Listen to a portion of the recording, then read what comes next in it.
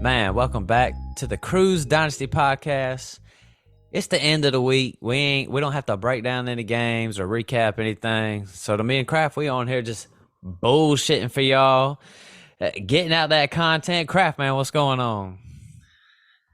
Shit, nothing much, man. Just hanging out at the house on Friday night. Got a couple drinks in me, so there might be a little more cussing in this episode than usual. So get y'all's ears ready for it. But I'm just excited, man. I love getting on here with you talking this fantasy football. Yeah, no doubt. If Pops, if you happen to be listening, I'm sorry. I'll be cussing. I don't cuss around my Pops like that, but I know he listens to this every now and then. But yeah, man, these are my favorite episodes. At the end of the week, we get on here. I do some gambling with Phil. We'll come in here. And we'll do some topics or whatever. Me and Kraft is, well, pretty much we're close to the halfway mark. Like week 8 is this week. You know, week 8 is pretty much the halfway mark. Because 7, we don't even do I don't know how most leagues do, but we don't even do week 18. Do y'all do week 18? No, we stop at week 17. Week 18 is for I don't even want to call people no names. Yeah. Way too much. There's just way too much going on at week 18. People. Yeah. Agreed. So this episode right here, we're going to just give some tips. Kraft, he's been the redraft man for years. Me, Dunk, stuff like Dunk's not with us tonight, but with the Dynasty guys, we do a lot of Dynasty football.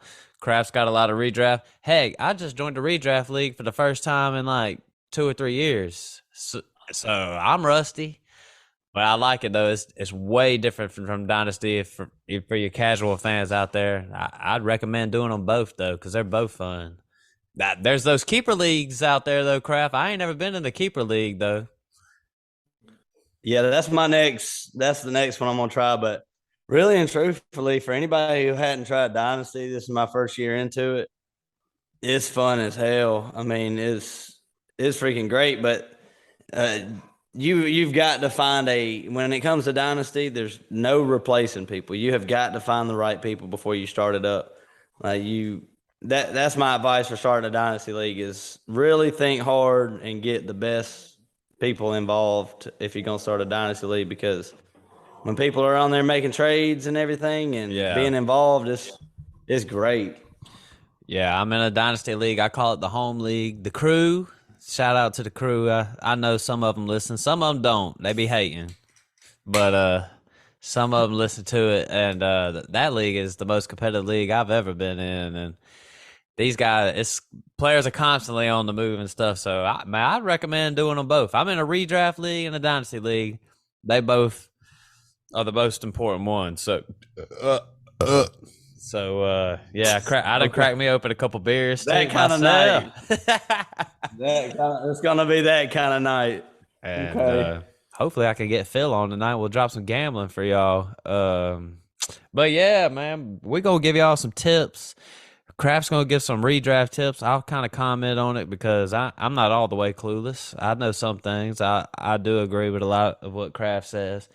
Dynasty, there ain't much to it, but I'm going to just maybe give a couple examples towards the end, and we'll wrap it up. We'll make this episode quick because me and Kraft's going to do some other shit. We're going to talk about some wide receivers and stuff like that for the next episode. So, Kraft, man, I guess real quick, is there any just news off the top of our heads? I know we didn't talk about it. Is there anything we need to know? James Conner's not playing.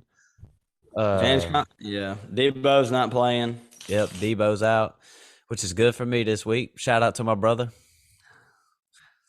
I thought he was going to play. Zeke is officially out. Darrell Williams, the only reason I want to say a thing about Darrell Williams is he's a game time decision. If he sits and Connor sits, Eno Benjamin. I play Eno even if Darrell Williams plays, but I feel even more confident. Yeah. If he sits out again, because Eno was great last game. Agreed. I'm playing Eno this week. So I wouldn't be Of course, I'm playing Eno because I'm in a pinch a little bit, but I feel pretty good about playing Eno. So yeah. Anything else out there, Craft? DeAndre Swift is off the injury report. He's ready to roll. Finally, I've had Yes. him on my bench for freaking forever. Yes, sir. DeAndre Swift. Let's go. Shout out to my brother. Take that L this week. Let's go. A lot of people needed this man back. I know I did. Jeez. Hopefully he stays healthy for the rest of the year because his injury history is starting to pile up a little bit. He's like a Dalvin Cook. You want DeAndre Swift on your team, but you might as well just accept you're not gonna have him for a few games, no matter what. Next year, whenever I have him on my team next year, I'm expecting he's gonna miss 3, 4, or 5 games, no matter what. So, yeah, but I'll take that in the scheme of things, though. Like three games. If you could tell me my main running back only misses 3 games all year, I'll just go ahead and take it right, instead of having an ACL thing or the broken kneecap. yeah. Well, shoot, Kraft, give us tip number one. These ones coming for Kraft redraft. Tip number one, Kraft, give it to us. All right, this one is kind of complex, but that's why I'm gonna start off with number one. But I like when I make trades at this time of year, it depends on if you have a winning record or a losing record. If I have a losing record and I'm fighting like tooth and nail to get into the playoffs, I like getting 2 players for 1 stud. The reason that is because bye weeks are happening and you can't afford to lose anymore. Like if you're sitting at 2-5, you cannot afford to lose. Like if you have Jamar Chase right now on your team and somebody from a 6-1 team is wanting Jamar Chase, you have got to get rid of them. You got to get somebody offers you Devontae Smith and shoot, Devin Singletary for Jamar Chase. You got to do it. I mean, Whew. you have to though. Yeah. I mean, it really depends on your team, unless you're just completely stacked and you just been super unlucky. But I still don't ever just take the first trade offer. Get the best because these people are desperate to get Chase. They want him, but when I'm losing, I like to have a lot of depth on my bench. I like to have more players that are good instead of just 1 stud and a bunch of just no names I'm putting in there for bye weeks. But the opposite goes for when I'm winning. If I'm 6-1 right now, I'm trying to get. I'm trading. Like I said, we'll just put it the same people. Well, I'll trade Miles Sanders and Devontae Smith for Stephon Diggs if I'm winning. If I'm 6-1. Yeah. So, but on the other side of that, if I really needed to win and I'm bye weeks are eating me alive and I need players, I'm trying to get as much depth as I can so that I can win 1 week at a time, and I'll figure it out once I get back to competing. Right. Yep. Agreed. I couldn't agree with you more, but honestly, I learned from you anyway. So it's like whatever you say, I'm just gonna sit here and second it. But yeah, I'm with you.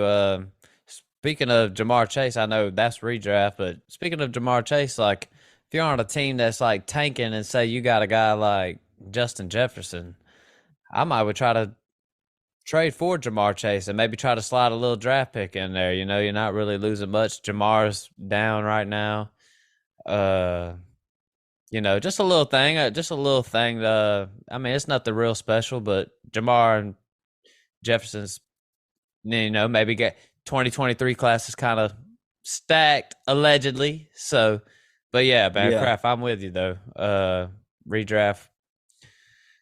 yeah, If basically what you're saying is, if you're losing, you can't afford to lose no more. Go get you a couple players. Trade your stud for a couple players, and if you need if you're winning, trade a couple average players and get the big guy. So yeah. I'm Stack that with you. starting lineup and don't worry about depth as much because you can afford if one of them players get hurt. You can afford to put in somebody you described off the waiver wire, and if you lose, you're 6-2. But when it comes time for the playoffs and your starting lineup looks great and your bench looks terrible, you don't need as much depth in the last 3 weeks as you do during like right now. And you just want that strong ass starting lineup, and that's all you really care about in them last 3 weeks. Agree. I'm with you, man. Tip number 2 then, Kraft. Shoot, this is pretty easy one. It's a little simple, but I don't know if it applies for right now. But I would say around week 10, especially in the playoffs, especially in the playoffs, I like to grab 2 defenses. If you're playing defensive spots, look for the strength of schedule during the playoffs. And like I said, when it comes playoff time, your depth don't necessarily matter as much. If you got a player that you haven't, and there's no, when it comes this late in the season, there's really no, oh, I think this player is going to blow up. It's too late for that. Either he blown up or he didn't. Yeah. And, I would like say you've been holding Kadarius Toney all year. He didn't do anything. And you got Minnesota's defense playing the Colts one week, and then next week, you're going to be in the playoffs. Go ahead and just go grab that defense. Don't use your waiver position on it. Go ahead and get them a week early. Get another great matchup. Hold them on your bench for that week, and just throw them in next time. Throw them in that next week. Yeah. Get them before anybody else does, and don't waste your waiver. Yep, I hear you, man. I'm just scrolling through my little average Joe's league right now. I'm just kind of looking around, seeing what's up, see who's available and stuff like that. But yeah, man. Yeah. Shoot, man, I dropped Kadarius Toney like literally like last week, and I was just seeing if he was still there. He ain't there somebody no more. Got him, huh? As soon as he got traded, I bet. I'm like, damn. I felt like I had to because I couldn't even put a roster in there. So yeah, I mean, that's a little tough. But yeah, what I said about the defenses too applies for now. If you just got somebody on your bench that is just there that you have no belief in, I mean, if you got a good defense, a great matchup next week, if you find a good matchup for a defense next week, just go ahead and throw them on there if you don't mind dropping them. Yeah. Shoot, man. Give us another one, Kraft. Tip number 3 from the Kraft man. Shoot, when you gonna go, man? I'm almost out of breath over here. Man, all I got is like 2 dynasty tips, and they're not really tips. I was just gonna let you spit out these redrafts for everybody. All right, I'll go ahead and hit me another one. Go for it. Shoot, I'm gonna go ahead and shout out to Noah on this one because I asked him, I was gonna make a trade in one of my leagues, and I was saying, should I trade Diggs or Jefferson? Because I had both of them, and I was looking to get, about the same thing for each one of them. And he said, I would trade Diggs because I think the Buffalo is going to run away with that division. And I think Jefferson and them are going to be competing. This was early on in the year. I don't think Minnesota is going to be competing with the Packers for the division, but just that's just saying to grab players from competitive teams whenever you're making trades and stuff like that. Really think about the schedule they're going to be playing, the strength of schedule, and also think about, hey man, these guys are already, if they're already 4 games up in the division and they've already locked down home field advantage or something like that for the playoffs, you got to think about that stuff because they might be sitting, and you want to get teams that are competing like the NFC West, San Francisco, the Rams. They're probably going to be neck and neck rest of the year. Think about teams in divisions like that, and those are the players that you're going to need at the end of the year when playoffs come about. You want them players that are going to be trying to fight for a playoff spot. Yep, I'm with you. I couldn't agree more with that because if you going against guys, say you got players that are just like, well, heck, I want to say Philly, but New York's been right there. But there might be some teams just run away with the division. You definitely can't be having your top fantasy players sitting down on the bench just resting and shit like that. So it's like, I'm with you. I've always been like that no matter what league I'm in. I definitely need some players that are going to be competing. I even look at teams that are going to be bad. Some of these teams might rest their players even if you're bad. It's not like the NFL ain't like the NBA where it's like, I'm going to rest every night, every other night. But one thing I've been worried about, I got Damian Pierce in a dynasty league. On the back half of the year, I'm just wondering, are they going to still be giving this guy 15 plus carries and some targets? They're going to try to build him up for save him for next year. Because if I was the Texans, I'd probably maybe lessen the load a little bit. But, it's just things like that. I'm with you, Kraft. Yeah, and when you start seeing trends, don't like NFL trends, like let's say the Falcons, and just for instance, they're a run heavy team right now. They're running the hell out of the ball. And just say they have no chance of making the playoffs later on in the year. They bring in Desmond Ridder and they want to see what he's made of. So if they want to see what Desmond Ritter's made of, they're not going to be a run heavy team no more. Right. Drake London might be more important. Kyle Pitts might become more involved, but the running backs might not get as much work. That's just an example of just pay attention to the way teams are headed. And because teams they're gonna experiment when they're losing. That's all they have to do. Yeah, they don't care about they're trying to get draft picks when they're out of the playoffs and stuff. So they're just gonna experiment with different things. Right, I agree. And Falcons, man, experiment with Desmond Ridder, man. I just want to see. I respect Mariota. I think he's been better than. I wasn't really low on him anyways. I thought he'd come in and be solid. So. But still, I just want to see what we got in Ridder, and because I want a quarterback. Because I'm ready to move on, man. So what's up, Kraft? What you got? Give me another one, man. I'm gonna put 2 in 1. This one's gonna be the first one's gonna be real simple. Trade for players who have already had their bye week, and that's just a extra cherry on the top. Yeah. If you're going for a trade and all right, the Bills have already had their bye. You can get Diggs, you can get Allen. Kansas City's on their bye this week. Vegas. There's a lot of players on them teams that have already had their bye week, and if you trade a player, even if you think it's an even trade, just dead even, like say Josh Jacobs for Nick Chubb. Nick Chubb hasn't had his bye. Josh Jacobs has. Maybe that'll push you over the top. And it goes the other way too. Like if you're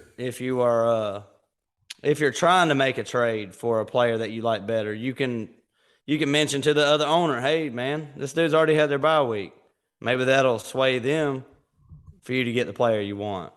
Right. But what do you think about that? Nah, that's like I'm with you, man. It's crazy how different. Whenever I talk to you about redraft, man, it's just crazy how different the two are, because the bye week is way more in play when you're making decisions and making moves than, say, a dynasty league. Because when you're making moves with these guys in a dynasty league, like I ain't sitting here. Yeah, it's like I don't give a fuck when your bye week is and shit like that.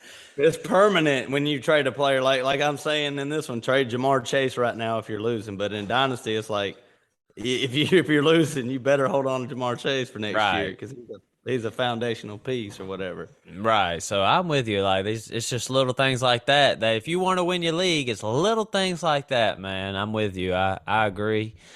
Man. I seen like some lost opportunity in my average Joe's league. I wish I'd have done some things different. But the thing is like, how about this? Here's a tip. You might not want to be like me, where I just can't give up on my team. I'm like, look at my team. I just can't give up on these guys. Like I got like AJ Brown, Amon-Ra, Mark Andrews, like Jonathan Taylor. So it's like I look at it and I'm just like, man. But really and honestly, if you want to win these leagues, you got to make moves. There's no doubt about it. You have to make moves and you have to have the balls to do it. So. Oh, yeah. But it's too late for me, man. I'm dug in. I'm saying if I make the playoffs with these guys, let's go, man. Let's go. If you in the average Joe's league, I'm coming. I'm coming too from 2-5 from the ashes, baby. We coming back. Oh Lord, but next year, man, it ain't gonna be like this next year. I'm gonna make some moves next year, some better moves. Shit. Hey, if we win all our championships this year, we'll get more viewers because they're like, obviously, they know what the hell they're doing. Yeah, I don't know, man. I don't know. There's some leagues I could definitely win, but the one I need to win the most is the home league. But heck, I could go 0-5 and not win any leagues this year. That's how fantasy football is. But that's what makes it fun too. So What's up, Kraft? You got any more redraft tips or? Yeah, to piggyback on what you were saying about being stubborn as hell, I'm the same way. And this Yahoo league I played in, I've had it for shit. It's probably been 11 years. About the same people in it every year. No trades go down in that league at all ever. People draft their teams, and they're like, "I'm not helping nobody out." And this league is like, you don't ever have to worry about nobody putting lineups in. Everybody is on top of their shit, but nobody will make trades with nobody. They just ride. And I'm the same way. I mean, I'm like, I fucked up my draft. I'm just gonna go down with this ship by myself. And that's the way everybody is. They're just like grumpy as hell. They're like, I ain't giving nobody nothing. I don't even care. Right. But that's not hilarious. The way to do it. That's a tip. Don't be like that, you know. Go out and do a little something different. But you know, there's gonna be some leagues like that. Some leagues are a little more wide open. People are a little more open to trades, and then there's other leagues where people are just hard headed as shit. And there's a lot of older people in my league, like my dad and my uncle. And you know, one thing we learned over the years is, you know, our parents and, you know, older generation, they're stubborn as fuck. So man, I'm with you, but that's just so funny, man. Hey, but like Kraft said, man, you got to be willing to make these moves, man, because these moves can win you and lose you some championships. But hey, in a league like that, if you're in a league like that, what Austin's talking about, hey man, you better listen draft good. You better draft very well. Better listen to the Cruise Dynasty podcast because we're gonna be breaking down that draft for y'all right before the season. So we'll have that out for y'all. But Kraft, any more, man? We got any more redraft tips for these guys? Just one quick one. When it comes to playoff time, really handcuffs become more important, especially for your own team. Yeah. That's I keep harping on it. Depth is great. You always need depth, especially during bye weeks and people getting injured. But when you're sitting there in week 14 or 15, 16, and 17 in the playoffs, and you got Dalvin Cook, just get Alexander Madison. You know, you win championships with players like that. There's been a lot of leagues, and I've seen a lot of championships where the lineup at the end of the year looks nothing like their lineup started at the start. I mean, it's like a whole bunch of handcuffs, a whole bunch of backups, and just anybody in the lineup. Jamal Williams is another one that comes to mind, maybe. Oh, yeah. Eno Benjamin, even. I've been playing him a lot this week. Some other guys. I guess Kenneth Walker was one at one point. Not one now, though. No. But yeah, man, I'm with you. I guess I'm going to just real quick, we'll wrap it up real quick, but I'll just say some Dynasty stuff real quick. Like, because Dynasty never stops, man. It's all the way around, all year round. So basically is what you got to decide is, are you competing? Or if you're not competing, then you gotta decide. But you got to decide for yourself. And what I'll define competing as, if there's 6 spots in the playoff, if you can get that 6th spot, I say you're competing. So I'm willing to buy. So I'll go in there and I'll give up draft capital. Anybody but you got to pick off these players that ain't competing who might want some draft capital. Maybe some older players, some veterans like that can help your team and maybe add some depth to it. Because once you're competing, you're just thinking about this year. Like, there comes a point, even in Dynasty, where I'm like, fuck it. I'm trying to win this year. I mean, next year will come when it comes. So, I'll make some moves in the offseason. But, you know, guys I think about immediately are like some old players like Adam Thielen, Brandon Cooks. Maybe I'll go swing. Maybe I'll slide a draft pick their way and come be like, yo, slide my way just in case, you know, might need one of them guys, you know? So it's like, you got to be willing to make some moves, even in the Dynasty League. But also, like, if you're not competing, maybe look for some guys to buy low on. Like, one I immediately think of is Najee Harris. He's out there. I was listening to a podcast today. He hasn't scored 12 points in fantasy and PPR all season. So, is that really going to be the same thing next year? If I could be like, yo, man, I'll give you buy Najee on the low. Like, hey, I'll take Najee on the low. I wouldn't mind sliding for Najee, having him for next year, gearing up, getting ready. Dynasty never dies. So, what you think about them words, Kraft? Oh yeah, we've been on that Najee train for a minute, but I mean, for example, I just traded CeeDee Lamb, a foundational piece in Dynasty, young player, for Cooper Kupp because I'm competing this year. Yeah. And you just got to go for it. I mean, I've been trying to offer some more trades out. I had Matt Ryan as my super flex, so this man is missing the super flex position right now, and he's searching. PJ Walker in that bitch. Whoa, Kraft. Hold up, man. I got Kenny Pickett for you. Let's go. I need somebody who's going to help me win this year, man. I need somebody who's going to help. I'll start PJ Walker over Kenny Pickett. Honestly, I'll have to see how PJ does, but I might would too, maybe. But Kenny Pickett's like, okay, he's solid, but rookie year. I had to play him last week. He was okay. Yeah. Well, shoot, Kraft, man. That's pretty much all I had to say for a dynasty reason. Like, there's in dynasty, buy low, sell high. It never dies. But if you can make the playoffs, I'm going for it, no matter what. Even if I'm in sixth place, I got a losing record. I'm in sixth place. I'm buying. So, but that's about it, man. Kraft, you got anything to say to the people real quick? We'll wrap it on up. Shoot, I always appreciate everybody listening, all our viewers, spread the word, and hit us up. Tell us where we're right, tell us where we're wrong, and we'll talk to y'all a little later. We're about to hop on another one. Right. Spread the word around, man. 5-star review, add the podcast. Thanks for listening. Add me on Crew Matt Hamm on Twitter. You can add me on other shit. I got other shit from back in the day. I might download it one day, but shoot. MySpace. But yeah, man, we out. Peace.